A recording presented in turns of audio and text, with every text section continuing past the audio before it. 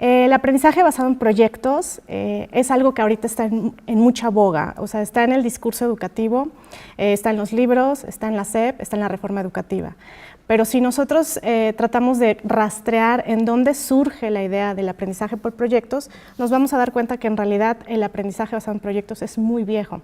Existen evidencias de ABP a partir de 1590.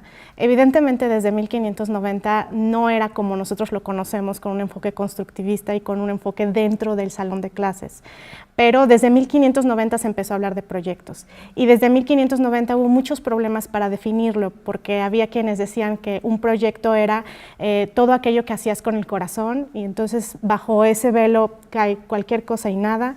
Después fue evolucionando, se empezaron a utilizar proyectos a partir de concursos dentro de las escuelas de ingeniería, sobre todo empezó con las escuelas de arquitectura, después con las escuelas de ingeniería, y fue evolucionando hasta que apenas en 1920 se tomó como un enfoque totalmente constructivista que se puede aplicar en educación básica y media superior, o sea, que podría ser secundaria, preparatoria y antes de llegar a la universidad. O sea, desde siempre se aplicó en la formación técnica y especializada. Entonces, en esta diapositiva que ustedes ven aquí es como todos los cambios que ha habido a partir del aprendizaje basado en proyectos. O sea, surge primero en Italia, en 1590, de ahí las personas que empiezan a hablar de aprendizaje basado en proyectos se van a otros lugares. Por ejemplo, de Italia nos vamos a Boston, al MIT. El MIT lo adopta en 1765. De Boston nos vamos a Rusia, y en Rusia se adapta como una forma de especializar y de generar técnicos que producen, siempre se habla de la producción.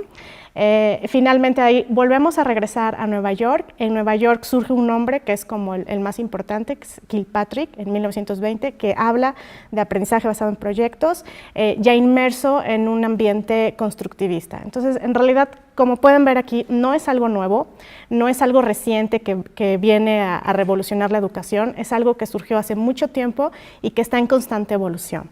Entonces, como les dije, desde que se plantea hay muchos problemas para definirlo, porque todas las definiciones no amparan el proyecto que tiene en mente la gente que lo quiere poner en marcha.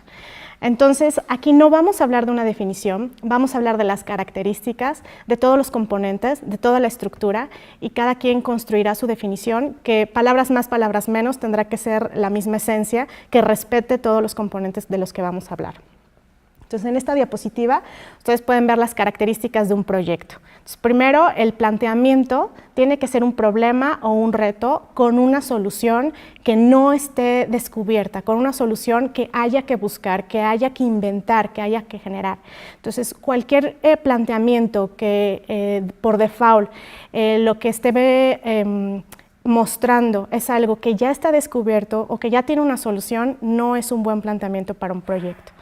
La segunda es los intereses. Actualmente una de las características de los proyectos es que responden específicamente a los intereses del maestro y sobre todo del alumno. El alumno es como el centro, el pilar de la educación, y entonces el proyecto, digamos, del experto tiene que responder a los intereses del alumno. El tercero es la creatividad. A través del trabajo por proyectos se fomenta muchísimo la creatividad en el proceso y en el producto. Incluso en las preguntas, cuando tú planteas preguntas que van a dar pie para un proyecto, tienen que ser preguntas creativas, porque si son preguntas literales o son preguntas como muy inferenciales, no te dan pie para generar todo un producto. El cuarto es, todo proyecto tiene que empujar al estudiante a la acción. Lo que motiva al estudiante para trabajar en un proyecto es justamente ese deseo de actuar, ese deseo de hacer algo, de ejecutar algo. El quinto, siempre históricamente se habló de productos. De hecho, el contexto histórico del ABP es hablando de personas que se especializan y que estudian para producir.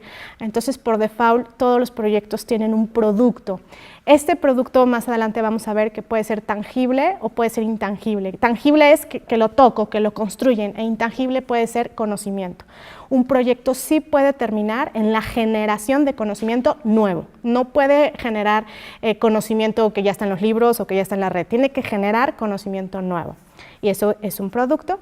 Y finalmente, la gestión. una de las características más importantes de los proyectos que lo hacen distinto de otros enfoques como problemas, como casos, es que el alumno se va a integrar con todas aquellas habilidades de gestión, gestionar el tiempo, gestionar el dinero, gestionar a las personas, gestionar su conocimiento. Entonces, estas son como las 5 características esenciales de un proyecto. Cuando se plantean proyectos, se trata de buscar que se cumplan estas 5 características.